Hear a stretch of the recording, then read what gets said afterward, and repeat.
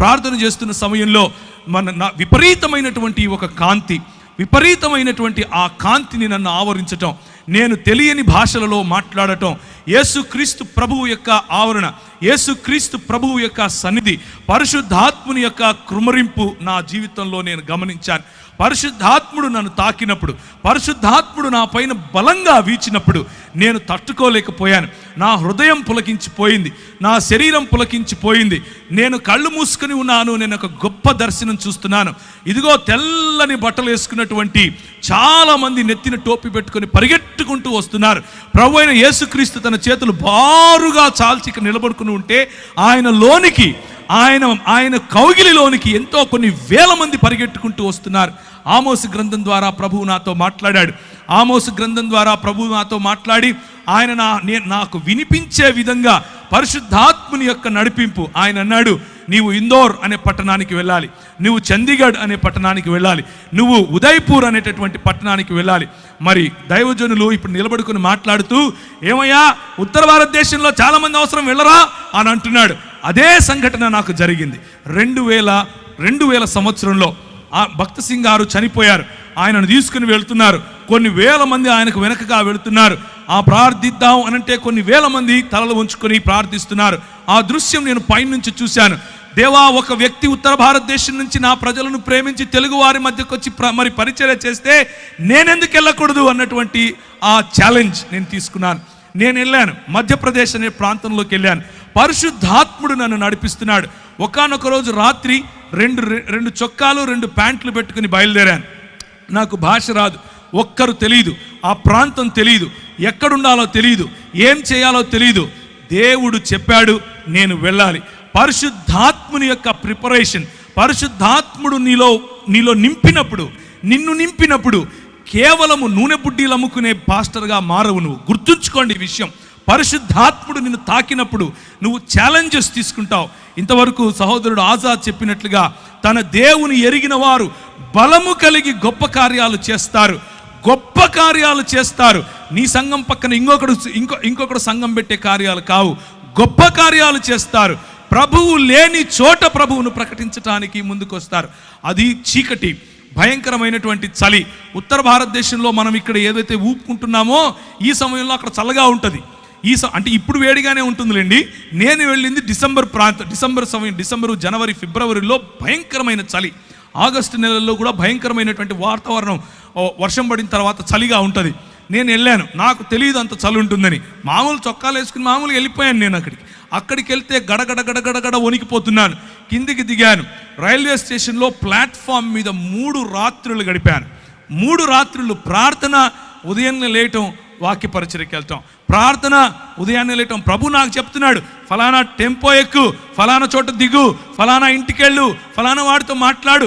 ఆయన చెప్పినట్లుగా మరి ముందుకెళ్ళటానికి దేవుని పరిశుద్ధాత్మ యొక్క శక్తి, పరిశుద్ధాత్ముడు మనల్ని నింపినప్పుడు, పరిశుద్ధాత్ముడు మనలో సవాలు విసిరినప్పుడు మనం తీసుకోగలగాలి.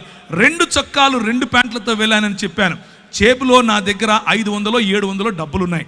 ఆ రోజుల్లో 500 అంటే మహా అయితే కూడా ఒక 10 రోజులు మనం ఉండొచ్చు. ఈ రోజుల్లో 500 అంటే 1/2 రోజే ఉంటాం. అది మీకు తెలిసిన విషయమే. అయితే నేను వెళ్ళాను. ఒకరోజు రాత్రి నా దగ్గర డబ్బులు కూడా అయిపోతున్నాయి. ప్రభువు రాత్రి నాకు ఒక దర్శనం చూపించాడు. ఒక ఇల్లు, దానిపైన జూలాగర్ అని రాసుంది. జూలాగర్ అంటే ఇంట్లో పిల్లలు పెట్టుకోవటానికి ఉండేటటువంటి ప్రదేశం. ఆ ఇల్లు నాకు కనిపించింది. లోపల ఒక రూమ్ చూపించాడు. ఒక చైరు, ఒక బల్ల, దాని మీద ఒక గ్లాసు, దాంట్లో అంటే చెంబు, దాంట్లో నీరు, ఒక కాట్ అంటే ఒక మంచం. ఆ మంచం మీద మంచి పరుపు, గళ్ళగా ఉండేటటువంటి ఒక బెడ్షీట్. ఇది నాకు కనిపించింది. రాత్రి ఆ దర్శనం చూశాను. ఉదయం పరిశుద్ధాత్ముడు నడిపిస్తున్నట్లుగా నడుస్తున్నాను. పరిశుద్ధాత్ముడు నాకు చెప్పినట్లుగా ఏ డైరెక్షన్లో, ఏ దిశగా నేను వెళ్ళాలో ఆ దిశగా వెళుతున్నాను. 2.5-3 కిలోమీటర్లు నడుస్తూ దేవుని పరిచర్య, వాక్యం. నాకు వచ్చి రాని హిందీ ఏం చేస్తాం, ఏదొస్తే అది మూగ సైగలు అనుకోండి, మాట్లాడుతూ ప్రజలకు చెప్పుకుంటూ వెళ్ళాను. ఒక చోట ప్రభు దిగమన్నాడు.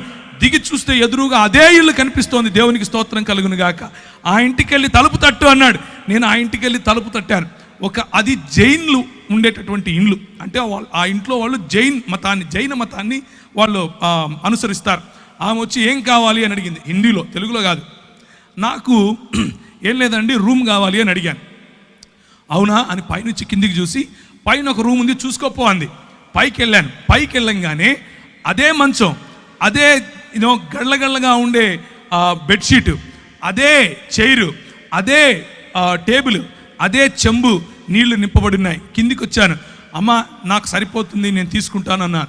డబ్బులు ఇవ్వండి. నా దగ్గర డబ్బులు లేవు అన్నాను. ఏం చేస్తారు మీరైతే? రేయ్ పోరా బయటికి అంటారు. ఆమె అన్నది ఎప్పుడు ఇస్తావు అంది. ఒక 10-15 రోజుల్లో ఇచ్చేస్తానమ్మా అన్నాను. మీరు ఒప్పుకుంటారా? ఏ ఊరు నీది అంది. హైదరాబాద్ నుంచి వచ్చానమ్మా అన్నాను. డబ్బులు ఉన్నాయా జేబులో తినడానికి అంది. లేవమ్మా అన్నాను. ఎదురుగా ఒక మెస్ ఉంది, దాంట్లోకి వెళ్ళి భోజనం చేయి, నా పేరు చెప్పు అంది. కడుపు నిండా భోజనం, ఉండటానికి స్థలం. ప్రభువు ఇచ్చిన మాటను, ప్రభువు ఇచ్చిన అభిషేకాన్ని మనము నమ్మి ఒక కాలు వేస్తే ఆయన మనల్ని ఎప్పటికీ కించపరచడు. 11 సంవత్సరాలు అదే ఊరిలో ఉన్నాను. 11 సంవత్సరాలు భీలు, బిలాల, కోయ, గోండు ఇలాంటి వాళ్ళు, బారేలా, తెలియని భాషలు, నాకు తెలియని భాషలు, నేను ఎప్పుడూ వినని భాషలు, నాకు హిందీయే రాదనుకుంటే అక్కడ ఎన్నో ట్రైబల్ భాషలు, అన్ని భాషల్లో దేవుని వాక్యం పరిచర్య చేశాను. భాషల వరము ప్రభు ఇస్తాడు. దేవునికి స్తోత్రం కలుగునుగాక. భాషల వరం ఇస్తాడు. చేతులు వేసి ప్రార్థించినప్పుడు స్వస్థతలు చేస్తాడు. ఇవన్నీ ఎప్పుడు చేస్తాడంటే, ఇక్కడ మగపిల్లలు పుట్టడం కోసం ప్రార్థన చేస్తాను అని మా ఊర్లో ఒక ఆయన బోర్డు పెట్టాడు హైదరాబాద్లో. అట్లా బోర్డు పెట్టుకొని యేసు ప్రభువును అమ్ముకునే పరిచర్య కాదు, యేసు ప్రభువును నమ్ముకునే పరిచర్య. దేవునికి స్తోత్రం కలుగును గాక. యేసు క్రీస్తు రాజ్యమును ప్రకటించే పరిచర్య. నేను వెళ్ళాను. నాకు అప్పుడు కరెక్ట్గా ఇప్పుడు నాకు 21 సంవత్సరం, ఊరు తెలియదు, ఏం తెలియదు. అదే ఊరిలో 11 సంవత్సరాలు. నేను 2011లో తిరిగి హైదరాబాద్కు తిరిగి వచ్చాను. నేను వెళ్ళేటప్పుడు ఎడ్వర్డ్ అన్న నాకు తెలుసు, నేను వచ్చిన తర్వాత ఎడ్వర్డ్ అన్న నాకు తెలుసు.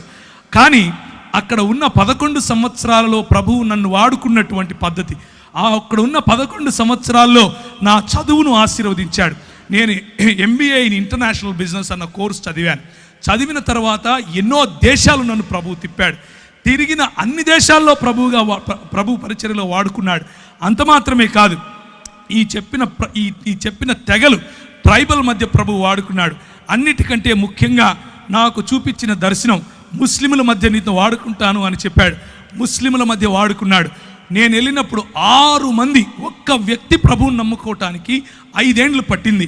ఆ తర్వాత 6 మంది 6 సంవత్సరాలు నాతో వాగ్వివాదం చేస్తూ వచ్చారు. నువ్వేంది, నువ్వు ఈ కథ ఏంది, నేను చూసుకుంటామన్నారు. RSS వాళ్ళు, VHP వాళ్ళు నాకు ఈమెయిల్ రాసేవాళ్ళు. నువ్వు ఏ మార్గం గుండా వెళ్తున్నావో మాకు తెలుసు, నువ్వు ఎట్లొస్తావో మాకు తెలుసు, నువ్వు ఎప్పుడు ఇంటికి చేరకుండా ఎప్పుడు సస్తావో కూడా నీకు తెలియకుండా చేస్తాం అని అనేవారు. ఇలాంటి పరిస్థితులు. అక్కడ నువ్వు వెళ్ళి సాక్షి జీవితం అనంటే ఏంటి అనంటే, అక్కడ నువ్వు వెళ్ళి క్రైస్తవుడిని అని చెప్పుకుంటే చాలు తన్నుతారు. క్రైస్తవుడిని అని చెప్పుకుంటే చాలు చెప్పుతో కొడతారు. అలాంటి పరిస్థితులు. కానీ స్టెఫెనును ఆశీర్వదించినట్లుగా, స్టెఫెనుకు వాక్ చాతుర్యం ఇచ్చినట్లుగా, స్టెఫెనులో వాక్ ప్రభావం ఇచ్చినట్లుగా, స్టెఫెనును ఏ విధముగా జ్ఞానముతోనూ కృపతోనూ ప్రభువు నింపాడో అలా యవ్వనస్తులను నింపగలడు. మనం ఒక్క విధేయత అన్నటువంటి అడుగు తీస్తే చాలు. నా జీవితం ఆ రోజు పరిశుద్ధాత్ముని యొక్క తాకిడితో మారిపోయింది. పరిశుద్ధాత్ముడు నా జీవితంలో తెలియని అగ్నిని రగిలింపజేశాడు. పరిశుద్ధాత్ముడు నా జీవితంలో ఇచ్చిన ఛాలెంజెస్, నేను వెళుతూ ఉంటే నాకు అన్ని బెడ్స్ ఆఫ్ రోజెస్ అందరూ వచ్చి కాళ్ళ మీద పడిపోయి పైసలు ఇచ్చేసి ఏమో చేశారు అనుకున్నారా? కాదు. అడుగడుగు నా ఛాలెంజెస్, అడుగడుగు నా బలహీనతలు, అడుగడుగు నా తెలియనటువంటి నేను ఎలా చేయాలి ఇప్పుడు అన్నటువంటి పరిస్థితి. కానీ ప్రభువు నమ్మకస్తుడు. ప్రభువు మనల్ని విడిచిపెట్టాడు. పిలిచిన పరిశుద్ధాత్ముడు మనల్ని విడిచిపెట్టాడు. మనల్ని అభిషేకించిన పరిశుద్ధాత్ముడు ఎక్కడెక్కడ నీకు ఏ పరీక్షలు పెడుతున్నాడో ఆ పరీక్ష ఉత్తీర్ణుడైనటువంటి మరుక్షణం తన ప్రత్యక్షతనిస్తాడు. ఒకానొక రోజు కృంగిపోయాను, భయంకరంగా కృంగిపోయాను. ఏం చేయాలి ప్రభువా? ఎలా నాకు డ్రై లైఫ్, మొత్తం ఎడారి అనుభవం, ఏమీ లేదు, ఖాళీ అయిపోయాను. నేను ఏం చేయాలి ఇప్పుడు అంటూ మోటార్ సైకిల్ నడుపుకుంటూ వస్తున్నాను. ఒక పెద్ద హోర్డింగ్ రాసి ఉంది, అడ్వర్టైజ్మెంట్. అందులో అంటే ఒక న్యూస్ పేపర్ వాళ్ళ అడ్వర్టైజ్మెంట్ అనమాట. అందులో ఉంది ఎక్స్పాండ్ యువర్ హొరైజన్స్ అని ఇంగ్లీష్లో రాశారు. అంటే నీ సరిహద్దులు విశాలపరచుము అన్నటువంటి మాట. ఇది ఎక్కడో విన్నానే అని అనుకున్నాను. న్యూస్ పేపర్ వాడు బైబిల్ చెప్తున్నాడు ఏంటి, అది కూడా మధ్యప్రదేశ్లో. అది కూడా క్రైస్తవులం అంటే ఓ భయంకరమైనటువంటి వివక్ష. అలాంటి చోట ఇంత పెద్ద హోర్డింగ్ ఎవరు పెట్టారు? ఇంటికెళ్ళాను. ఇంటికెళ్ళి ఎక్కడుంది ఆ వాక్యం అని చూశాను. ఎబ్బేజు చేసిన ప్రార్థనను ప్రభువు చూపించాడు. నా సరిహద్దులను విశాలపరచుము అని ఆయన చేసినటువంటి ప్రార్థన నాలో ఒక అగ్నిని తిరిగి ప్రభు ఇవ్వటానికి ఆ వాక్యం సహాయపడింది. నేను ఎందుకు ఈ మాటలు చెప్తున్నాను అనంటే, పరిశుద్ధాత్ముడు రియల్, పరిశుద్ధాత్ముడు నిజమైనటువంటి దేవుడు. పరిశుద్ధాత్ముడు మనతో మాట్లాడగలడు, పరిశుద్ధాత్ముడు మనల్ని తాకగలడు, పరిశుద్ధాత్ముడు మనకు శక్తినివ్వగలడు. కొంతమంది పరిశుద్ధాత్ముని పేరట చేసే గారడీల కోసం మీరు ఆయనను నిజమైన దేవుణ్ణి మర్చిపోకండి. కొంతమంది చేసే గారడీల కారణంగా పరిశుద్ధాత్ముని వెక్కిరింపులకు పాలవుతున్నాడు. కానీ నిజానికి ఆయన నీతిని న్యాయమును జరిగించు దేవుని రాజ్య స్థాపనకు నిన్ను వాడుకోగలడు. ఒకానొక రోజు 2003 నుంచి 2005 ప్రాంతాల్లో రాజస్థాన్ మరియు మధ్యప్రదేశ్ బార్డర్స్లో కొన్ని ఊర్లు ఉన్నాయి, నీమచ్, మందసౌర్ అనే ఊర్లు. ఆ ఊర్లలోకి మమ్మల్ని ప్రభువు నడిపించాడు. అక్కడ ఉన్నటువంటి అతి ప్రాముఖ్యమైన సమస్య ఏమిటి అని అంటే, ప్రజలు వాళ్ళ ఇంట్లో ఆడపిల్ల పుడితే చాలా సంతోషిస్తారు, గంతులు వేస్తారు, నాట్యాలు చేస్తారు. ఎందుకబ్బా అని అనుకుంటే, దేవి పుట్టింది, మా ఇంట్లో దేవి పుట్టింది అని అంటారు. ఏంటి ఇంతకు దేవి పుట్టింది అంటున్నారు? ఇంతకు మంచి సంస్కృతి ఎక్కడి నుంచి వచ్చింది వీళ్ళకి మన దేశంలో అని అనుకున్నాం. కానీ నిజమేంట్రా అని చూస్తే, ఆ అమ్మాయి 12 ఏళ్ళు వచ్చిన తరువాత, మొట్టమొదటిసారి పుష్పవతి అయిన తరువాత, వాళ్ళ సొంత నాన్న, వాళ్ళ సొంత అన్న పోయి వీళ్ళ మధ్యలో పింపులుగా పనిచేసి, అంటే బడవలుగా పనిచేసి ప్రజలను, కస్టమర్లను పట్టుకొస్తారు ఈ అమ్మాయికి. ఇది ఆ సంస్కృతి, ఈ విష సంస్కృతి. ఏంటి ఈ విష సంస్కృతి అని అంటే, నువ్వు ఈ కులంలో పుట్టావు, నీ పనే నీ ఒళ్ళు అమ్ముకోవటం, 12 ఏళ్ళు దాటంగానే నీ ఒళ్ళు అమ్ముకొని తీరాలి అని చెప్పి నేర్పించినటువంటి సంస్కృతి. ఆ సంస్కృతిలో మేము అక్కడ ఉన్నటువంటి గవర్నమెంట్ అధికారుల దగ్గరికి వెళ్ళాం కొంతమందిని కలిసి. అయ్యా, మరి ఇలాంటి బాచడా మరియు బేడియా అనే సమాజాలు ఉన్నాయి, వారి మధ్య వెలుగు లేదు, వారి మధ్య విద్య లేదు, వారి మధ్య పడుపు వృత్తి ఉంది, తెలియనటువంటి రోగాలు, సెక్షువలీ ట్రాన్స్మిటింగ్ డిసీజెస్ ఎన్నో వస్తున్నాయి, ఎలా చెయ్యాలయ్యా అని అంటే ఆయన అంటాడు, అది వారి కర్మ. ఏంటది? కర్మ. నీకెందుకయ్యా? ఏ దేశం నుంచి వచ్చావు నువ్వు? ఏ రాష్ట్రం నుంచి వచ్చావు నువ్వు? వాళ్ళకు నిధులు మేమెందుకు ఇవ్వాలి? అది వాళ్ళ వృత్తయ్యా, వాళ్ళు సంపాదించి ట్యాక్సులు కడతారు మాకు అంటాడు. ప్రభువా, ఏం చేయాలి? పరిశుద్ధాత్ముని శక్తి, పరిశుద్ధాత్ముని బలం ప్రభుత్వాలతో కూడా మాట్లాడటానికి మనకు శక్తినిస్తుంది. ఆ 2003లో చూసినటువంటి ఆ సన్నివేశం మా మనసులో నిండిపోయింది. మేమందరం కలిసి ఒక ప్రణాళిక తీసుకొని వచ్చాం. ఈరోజు 2019కి వేలకు పైగా ఆ బాంచడా సమాజానికి చెందిన వారు, చదువుకున్న వారు ఉన్నారు. వేలకు పైగా పడుపు వృత్తిని వదిలేసిన వారు. వారి మధ్యలో స్కూళ్ళు స్థాపించాం, వారి మధ్యలో ఆలయాలు స్థాపించాం, వారికి పరిశుద్ధాత్మ దేవుణ్ణి పరిచయం చేశాం. పరిశుద్ధాత్మ దేవుడు కొంతమందికి అయితే వారిలో ఉన్న భయంకరమైన రోగాలు, నువ్వు సస్తావు, నువ్వు బ్రతకవు అని డాక్టర్లు చెప్తే చెయ్యి వేసి ప్రార్థన చేస్తే ప్రభు వారిని లేపాడు. స్త్రీలు, చిన్నపిల్లలు వెళ్ళి ప్రార్థన చేస్తే వారికి స్వస్థత. ఇలాంటివి ఎన్నో కార్యాలు పరిశుద్ధాత్మ దేవుడు బోర్డు పెట్టుకొని అమ్ముకోవాల్సిన అవసరత లేకుండా చేయగలిగినటువంటి గొప్ప దేవుడు పరిశుద్ధాత్మ దేవుడు. ఆయన 3 రకాలుగా ప్రభు అయిన యేసు క్రీస్తుకు మరి అపవాది చేసినటువంటి పరీక్షలో గెలవటానికి అధికారం, లేకపోతే గెలవటానికి సామర్థ్యాన్ని ఇచ్చాడు. మొట్టమొదటిది వాక్యపరమైనటువంటి ఆన్సర్ ఏమిటి అని అంటే, నీకున్న ఆధారం ఏంటి? నాకున్న ఆధారం భోజనం. నీకున్న ఆధారం ఏంటి? భౌతిక పరమైనటువంటి ఆశీర్వాదం. భౌతికంగా నీకు రొట్టెలిస్తాను, భౌతికంగా నీకు ఇల్లిస్తాను, భౌతికంగా నీకు కావలసిన ప్రతి అక్కరా తీరుస్తాను, నీ అక్కర్లన్నీ తీర్చడానికి నేను ఆధారంగా ఉంటాను, నువ్వు వస్తావా అని యేసుక్రీస్తు ప్రభువును శోధిస్తే, ప్రభువు పరిశుద్ధాత్ముని శక్తి, పరిశుద్ధాత్ముని తోడు కారణంగా ఆయన అంటాడు, నా ఆధారం దేవుడు మాత్రమే. నీ రొట్టెలతో నేను బ్రతకను, దేవుని నోట నుంచి వెలువడే ప్రతి వాక్యము చేత నేను బ్రతుకుతాను. దేవునికి స్తోత్రం కలుగును గాక. I will defeat you with the power of the Holy Spirit. I will defeat you with the power of the word of God. దేవుని యొక్క వాక్యపు శక్తి చేత, దేవుని యొక్క పరిశుద్ధాత్ముని శక్తి చేత నీ ఆధారాన్ని నేను తీసి పారేస్తాను, ఎందుకంటే నా ఆధారం దేవుడు అని చెప్పాడు.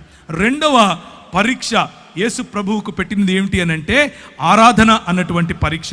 ఆరాధన అన్నటువంటి పరీక్షను కూడా ప్రభు అయిన యేసు క్రీస్తు అనంటే అంకిత భావం ఎవరికి చూపిస్తావు నువ్వు? నాకు మొక్కు చాలు అని అన్నాడు. ప్రభు అంటాడు, నా అంకిత భావం నా తండ్రి అయినటువంటి దేవునికి మాత్రమే నేను ఇస్తాను, నేను ఆయనకు మాత్రమే ఇస్తాను, నేను ఆయన మాత్రమే అనుసరిస్తాను. దేవుని వాక్యపు శక్తి, పరిశుద్ధాత్ముని యొక్క శక్తి అపవాదిని ఓడగొట్టింది. ఆయనకిచ్చినటువంటి మూడవ పరీక్ష ఏమిటి అని అంటే అధికారం. నీకు నేను అధికారం ఇస్తాను, ఇదిగో చూడు సర్వ ప్రపంచము నా దగ్గరే ఉంది, ఈ ప్రపంచం పైన నేనే అధికారిని, నీకు ఈ అధికారం ఇచ్చేస్తాను, నువ్వు నా దగ్గరికి రా. నిన్న మనం చూసాం, మనం పోగొట్టుకున్న అధికారాన్ని తిరిగి సంపాదించటానికి మనము పాపం అనేటటువంటి ఊబిలో పడిపోయి ఉన్నాం కనుక మన యేసు క్రీస్తు యొక్క లేకపోతే దేవుని యొక్క స్వరూపమును, దేవుని యొక్క పోలికను కుంటుపడిందిగా మారిపోయింది కనుక, స్వభావ సిద్ధముగా మనం పాపులమైపోయాం కనుక, స్వభావ సిద్ధంగా మన అంకిత భావం సాతాను వైపుకు, సాతాను రాజ్యం వైపుకు ఉంది కనుక మనం ఆధారము వాడే అనుకుంటాం, మన ఆరాధన వాడికే ఇస్తాం, అలాగే మన అంకిత భావము వాడికే, అలాగే మన అధికారము కూడా వాడికే ఇచ్చేసాం. ప్రభు అంటాడు, అవసరం లేదు నువ్వు ఇచ్చే అధికారం నాకు, నువ్వు నీ దేవుడైనటువంటి యెహోవాను శోధింపటానికి నీకు ఎంత ధైర్యం అని అంటాడు. అధికారం నాది, నేను అధికారం తిరిగి తీసుకోవటానికే వచ్చాను, నేను నా రాజ్యమును స్థాపించటానికే వచ్చాను. నువ్వు అనుకుంటున్నావు ఈ రాజ్యములన్నీ నీవని, నువ్వు అనుకుంటున్నావు ఈ రాజ్యముల పైన నాకు అధికారం ఉందని, కానీ ఈ రాజ్యముల పైన నీకు ఎవరైతే అధికారం ఇచ్చారో నా పిల్లలు, నా అనుయాయులు, వారిని నేను సాక్షులుగా నిలబెట్టబోతున్నాను, వారికి నేను సంచకరువుగా పరిశుద్ధాత్మనిచ్చి వెళ్ళబోతున్నాను.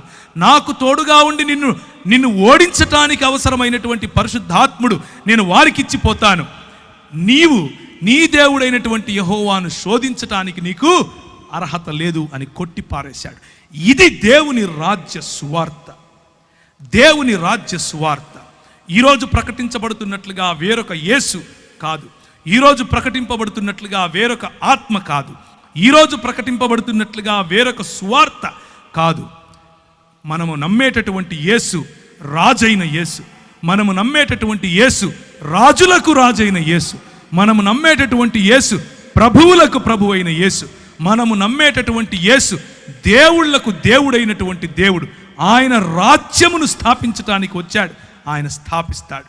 మనము నమ్మేటటువంటి, మనము అంగీకరించినటువంటి ఆత్మ, ఆయన వస్తే కింద పడిపోయి పూనకాలు వచ్చేది, ఆయన వస్తే గట్టిగా ఇకిలిగా నవ్వేది, ఆయన వచ్చాడని చెప్పి గట్టిగా కేరింతలు కొట్టి అవతలోని కొట్టేది, లేకపోతే ఒక ఆయన అంటాడు వామిటింగ్ ఆత్మ అంట, ఆయనకు పరిశుద్ధాత్ముడు వస్తే వామిటింగ్ వస్తుందంట. ఒక ఆయన అంటాడు పరిశుద్ధాత్మ వస్తే నేను అవతలోని తిడతానంటాడు, ఒక ఆయన పరిశుద్ధాత్మ వస్తే నేను సాతాను తిడతానంటాడు. ఎట్లా పడితే అట్లా. పరిశుద్ధాత్ముని శక్తి రాజ్య నిర్మాణానికి ఉపయోగపడుతుంది. పరిశుద్ధాత్ముని శక్తి నోరు తెరిచి మాట్లాడితే అవతలి వాడికి తర్కాన్ని నిర్వీర్యం చేస్తుంది. పరిశుద్ధాత్ముని శక్తి చేయుంచి ప్రార్థించకపోయినా చేతులు ఉంచితే చాలు స్వస్థత తీసుకొస్తుంది. పరిశుద్ధాత్ముని శక్తి యేసుక్రీస్తు యొక్క వర్చస్సును, యేసుక్రీస్తు యొక్క రాచరికాన్ని చాటుతుంది. పరిశుద్ధాత్ముని శక్తి ఈ లోకములో ఉన్నటువంటి, ఈ లోకనాథుడైనటువంటి అపవాది యొక్క క్రియలను లయపరుస్తుంది. పరిశుద్ధాత్ముని శక్తి మనకు స్వస్థతతో పాటు బుద్ధిని తీసుకొస్తుంది. పరిశుద్ధాత్ముని శక్తి గవర్నెన్స్ తీసుకొస్తుంది. పరిశుద్ధాత్ముని శక్తి అడ్మినిస్ట్రేషన్ నేర్పిస్తుంది. పరిశుద్ధాత్ముని శక్తి కేవలం చెక్క భజన నేర్పించదు. మనం ప్రకటిస్తున్నట్లుగా అప్పుడప్పుడు సంఘాల్లో టీవీలకెక్కి ప్రకటిస్తూ ఉంటారు ఈ రోజుల్లో. పరిశుద్ధాత్ముని శక్తిని అవహేళన పరచటం. మేము ప్రకటించినటువంటి వేరొక సువార్త ఏంటి? నువ్వు ఆయన దగ్గరికి వస్తే చచ్చిపోతే పరలోకం పోతావు, నువ్వు ఆయన దగ్గరికి వస్తే నేను చేయించుతాను, నీకు కొడుకు పుడతాడు, నువ్వు ఆయన దగ్గరికి వస్తే నీకు పెండ్లైపోతుంది, నువ్వు ఆయన దగ్గరికి వస్తే ఇంకేవేవో నోటికొచ్చింది. కానీ యేసు క్రీస్తే స్వయంగా ప్రకటించినటువంటి సువార్త మనం ఇంతవరకు చూసాం. మార్కు సువార్తలో ఆయన దేవుని రాజ్యం అన్నటువంటి సువార్తను ప్రకటించాడు. మతం కట్టడం కాదు. నన్ను సాక్షిగా ఉండటానికి ఉత్తర భారతదేశంకు వెళ్ళమన్నాడు. ఇంతకు సాక్షిగా ఉండాలంటే ఏం చేయాలి ప్రభువా అని ప్రార్థించాను. ప్రభువా, సాక్షిగా ఉండటం అంటే ఏంటి? సాక్షిగా ఉండటం అంటే మైకులు ఎత్తుకొని మాట్లాడడం మాత్రమేనా? సాక్షిగా ఉండడం అంటే ప్రభువు నన్ను ఆశీర్వదించి కొడుకు పుట్టించాడని చెప్పటమేనా? సాక్షిగా ఉండటం అంటే ఇదిగో నేను చచ్చిపోతూ ఉండేనని లేపాడని చెప్పటమేనా? సాక్షిగా ఉండటం అంటే ఏంటి ప్రభువా, నాకు అర్థం వచ్చేలా చెప్పు అని అన్నాడు. నాకు మత్తయి సువార్త 28వ అధ్యాయం ఆఖరి వచనాలు చదువుతారా? మత్తయి సువార్త 28వ అధ్యాయం. కనుక మీరు సర్వలోకమునకు వెళ్ళి 16 నుంచి సమస్త జనులను 18 నుంచి చదువుదామా? అయితే యేసు వారి యొద్దకు వచ్చి, పరలోకమందును భూమి మీదను నాకు సర్వాధికారము ఇవ్వబడి ఉన్నది కాబట్టి మీరు వెళ్ళి సమస్త జనులను శిష్యులనుగా చేయుడి. తండ్రి యొక్కయు కుమారుని యొక్కయు పరిశుద్ధాత్మ యొక్కయు నామములోనికి వారికి బాప్తిసమిచ్చుచు నేను మీకు ఏ ఏ సంగతులను ఆజ్ఞాపించితినో వాటన్నిటినీ గైకొనవలనని వారికి బోధించుడి. ఇదిగో నేను యుగ సమాప్తి వరకు సదాకాలము మీతో కూడా ఉన్నాను. అధికారము నాది, పరలోకములో అధికారం నాది, భూలోకములో అధికారం నాది, నీ పైన అధికారం నాది, నీ హృదయంలో నేను ఇప్పుడు రాజును. నువ్వు వెళ్ళు. ఎలా వెళ్ళాలి? ప్రతినిధిగా వెళ్ళాలి. నువ్వు మాట్లాడింది నేను మాట్లాడినట్లుంటుంది, నువ్వు చేయి పెడితే నేను చేయి పెట్టినట్లుగా ఉంటుంది, నువ్వు పలికితే నేను పలికినట్లుగా ఉండాలి, నీ ప్రవర్తన నా ప్రవర్తనలాగా ఉండాలి. నీ సాక్ష్యం అంటే నోరు తెరిచి ఒక మాట చెప్పి బయట జీవితంలో ఇంకొక జీవితం కాదు సోదరులారా. సాక్ష్యముగా జీవించటం, సాక్షిగా జీవించటం అనంటే ఆయన పరిచర్యను కేవలము మతపరమైనటువంటి 4 గోడల మధ్య మాత్రమే పెట్టడం కాదు ప్రియులారా. సాక్షి జీవితం అనంటే నీ వ్యాపారం ఆయనది, సాక్షి జీవితం అనంటే నీ రాజకీయం ఆయనది, సాక్షి జీవితం అనంటే నీ అడ్మినిస్ట్రేషన్ ఆయనది, సాక్షి జీవితం అంటే నీ కుటుంబం ఆయనది, సాక్షి జీవితం అనంటే నువ్వు ఏ ఏ రంగములో, ప్రభుత్వ రంగమైనా, వ్యాపార రంగమైనా, ప్రైవేటు రంగమైనా, మీడియా రంగమైనా, ఏ రంగంలో నువ్వు పనిచేసినా ఆయన నాకు ప్రభువు, ఆయన ప్రతినిధిగా నేను ఇక్కడున్నాను, ఆయన కొరకు నేను సంఘ స్థాపన, ఆయన కొరకు నేను రాజ్య స్థాపన చేయటానికి ఉన్నాను అన్నటువంటి దృక్పథము కలిగి ఉండటం. అందుకనే ఆయన అంటాడు, జనములను ఏం చేయాలి? శిష్యులనుగా చేయాలి. జనములను అన్న చోట దేశములను, సంస్కృతులను, జన సమూహాలను అని కూడా తర్జుమా చేయొచ్చు.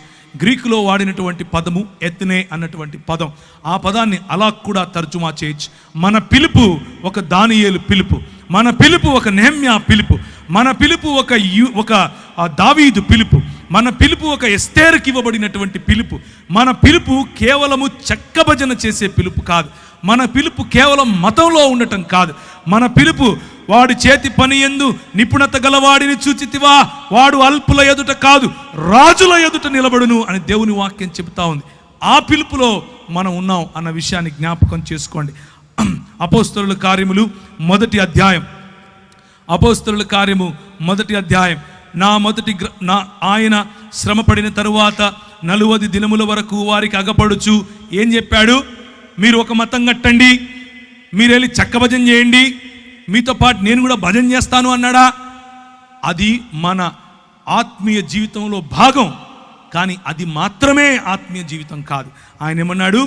దేవుని రాజ్య విషయములను గూర్చి బోధించుచు అనేక ప్రమాణములను చూపి వారికి తన్ను తాను సజీవునిగా కనపరుచుకుని దేవుని రాజ్యమును గురించినటువంటి విషయాలు. రాజ్యములో రాజు ఉంటాడు, రాజ్యములో సైన్యం ఉంటుంది, రాజ్యములో రాజుకు ప్రతినిధులు ఉంటారు, రాజ్యములో వనరుల వితరణ ఉంటుంది, రాజ్యములో వనరుల కేంద్రీకరణ ఉంటుంది, రాజ్యములో ఎకనామిక్స్ ఉంటాయి, రాజ్యములో సోషల్ సైన్సెస్ ఉంటాయి.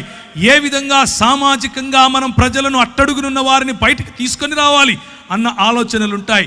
రాజ్యములో విద్యా, వైద్య, ఆరోగ్య రంగాలు ఉంటాయి, రాజ్యములో మీడియా ఉంటుంది. ప్రతి ఒక్క విషయము, ఒక జన సమూహానికి చెందిన ప్రతి ఒక్క విషయము రాజ్యములను గురించినటువంటి, దేవుని రాజ్యమును గురించినటువంటి విషయాలు వారికి ప్రభువు చెప్పాడు. ఆ తరువాత ఆయన వారిని కలుసుకొని ఇలాగు ఆజ్ఞాపించెను, మీరు యెరూషలేములో నుండి వెళ్ళక నా వలన వినిన తండ్రి యొక్క వాగ్దానము కొరకు కనిపెట్టుడి. యోహాను నీళ్లతో బాప్తిసమిచ్చను గాని కొద్ది దినములలో మీరు పరిశుద్ధాత్మలో బాప్తిసము పొందెదరు. ఈ రాజ్య స్థాపన పరిశుద్ధాత్మునితో మాత్రమే జరుగుతుంది. ఈ రాజ్య స్థాపన పరిశుద్ధాత్ముని గ్రహించి, పరిశుద్ధాత్ముని పొందుకొని పరిశుద్ధాత్ముని యొక్క శక్తిలో జీవిస్తేనే జరుగుతుంది. మన సొంత శక్తికి చేత కాదు, మన సొంత ఆలోచనలకు చేత కాదు, మన సొంత జ్ఞానముతో నిర్మించలేం. పరిశుద్ధాత్ముడు దిగి రావాలి, పరిశుద్ధాత్ముడు దిగి వస్తాడు. కాబట్టి వారు కూడి వచ్చినప్పుడు, ప్రభువా, ఈ కాలమందు ఇశ్రాయేలుకు రాజ్యమును మరలా అనుగ్రహిస్తావా? ఇంకా మనోళ్ళు ఏం ఆలోచిస్తున్నారు? రాజ్యం అంటే మాకు ఇంకా ఇశ్రాయేల్ రాజ్యం అనుకుంటున్నారు, రాజ్యం అంటే ఇంకా 4 గోడల మధ్య అనుకుంటున్నారు, రాజ్యం అంటే ఇంకా భౌతికం అనుకుంటున్నారు. ప్రభు అంటాడు, ఎందుకయ్యా తొందరపడతారు? మీరు అనుకున్న రాజ్యం వేరు, నేను చెప్పే రాజ్యం వేరు. మరలా అనుగ్రహిస్తావా అని ఆయన అడుగగా, ఆయన కాలములను సమయములను తండ్రి తన స్వాధీనము పరచుకొని ఉన్నాడు, వాటిని తెలుసుకొనుట మీ పని కాదు. ఆయన పరిశుద్ధాత్మ మీ మీదికి వచ్చినప్పుడు మీరు శక్తి నొందెదరు గనుక మీరు యెరూషలేములోను యూదయ సమరయ దేశముల యందంతటా భూ దిగంతముల వరకు నాకు సాక్షులై ఉంటారు. ఎవరు సాక్షులై ఉంటారు? ఎవరు దేవుని శిష్యులుగా ఉంటారు? ఎవరు యేసు ప్రభువు యొక్క ప్రతినిధులుగా ఉంటారు? పరిశుద్ధాత్ముని పొందుకున్నవారు, పరిశుద్ధాత్ముని నీడలో నడవాలనుకున్నవారు, పరిశుద్ధాత్ముని యొక్క వరములను పొందినవారు, పరిశుద్ధాత్ముని యొక్క ఫలమును జీర్ణించుకున్నవారు, పరిశుద్ధాత్ముని యొక్క ప్రేరణలో నడవాలని కసిగా ఉన్నవారు. అలాంటి వారు యేసు ప్రభువు యొక్క ప్రతినిధులుగాను శిష్యులుగాను ఉంటారు. భక్త కోటి భక్తులుగానే ఉండిపోతారు. మనము ఏ జాబితాలో ఉండాలో మనము నిర్ణయించుకోవచ్చు. సాక్షులై ఉంటారు. ఎలా సాక్షులై ఉంటారు? 2వ అధ్యాయం. అప్పుడు వేగముగా వీచు బలమైన గాలి వంటి ఒక ధ్వని, 2వ వచనం, ఆకాశము నుండి అకస్మాత్తుగా వారు కూర్చుండి ఉన్న ఇల్లంతయు నిండెను. మరియు అగ్నిజ్వాలల వంటి నాలుకలు విభాగింపబడినట్లుగా వారికి కనబడి వారిలో ఒక్కొక్కరి మీద వ్రాలగా అందరూ పరిశుద్ధాత్మతో నిండిన వారై ఆ ఆత్మ వారికి వాక్శక్తిని అనుగ్రహించిన కొలది అన్య భాషలలో మాట్లాడసాగిరి. కొందరైతే వీరు క్రొత్త మద్యముతో నిండి ఉన్నారని అపహాస్యము చేసిరి.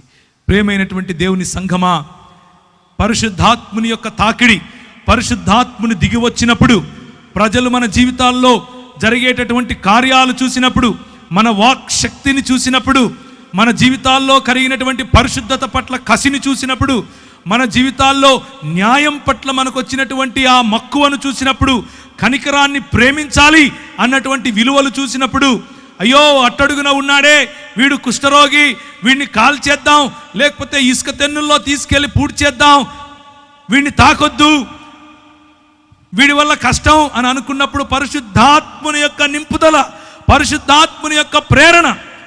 ఒక విలియం కేరీ గారికి వాడిని హత్తుకోమని చెప్పింది, ఒక గ్రాహం స్టెయిన్స్ గారికి వాడిని ఎత్తుకొని ఇంటికి వెళ్ళమని చెప్పింది. తీసుకుని వెళ్ళారు. పరిశుద్ధాత్ముని యొక్క శక్తి కుష్ఠరోగాన్ని సైతం జయించగలదు. కేవలము చేయి ఉంచి ప్రార్థించటమే కాదు, చేత్తో అన్నం పెట్టగలదు, వాడి పుండ్లను తుడవగలదు, వాడి కట్లు కట్టగలదు. ప్రజలు చూసి అనుకుంటారు వీడు తాగొచ్చాడు అనుకుంటారు, బుద్ధి లేదు వీడికి అనుకుంటాడు. ఏం చదువుకున్నాడు, ఏం చేస్తున్నాడు, ఎక్కడుండాలి, ఎక్కడికి వచ్చాడు, వారికి అర్థం కాదు. లోకానికి ఈ విలువలు అర్థం కావు. లోకానికి ఈ విలువలు ఎందుకు అర్థం కావు అనంటే, అన్నీ విడిచి సంపాదన మీద పడురా, లోకాన్ని దేశాన్ని దోచుకోరా అని లోకం నేర్పిస్తే, నీ సంపదను విడిచి, నీ వనరులను వితరీకరించి, నీ వనరులను వికేంద్రీకరించి, నీ వనరులను పంచిపెట్టి నీ ప్రజలను ప్రేమించు అని ప్రభువు చెప్తాడు. హత్తుకోలేని వారిని హత్తుకోమంటాడు, చూడలేని వారిని చూడమంటాడు. అదే నీ పిలుపు అని అంటాడు. 36వ వచనం, మీరు సిలువ వేసిన ఈ యేసునే దేవుడు ప్రభువుగాను క్రీస్తుగాను నియమించాడు. మొట్టమొదటి సువార్త ఏంటా సువార్త? మీకు పుల్లలు పుడతారు, మీకు కార్లు కొనిస్తాడు యేసు ప్రభు, ఇదా? కాదు. ప్రభువుగా దేవుడు నిర్ణయించాడు, ప్రభువుగా దేవుడు ప్రకటించాడు, ప్రభువుగా క్రీస్తుగా దేవుడు నియమించాడు. ఇది సువార్త. ఆ రోజు ఏం జరిగింది?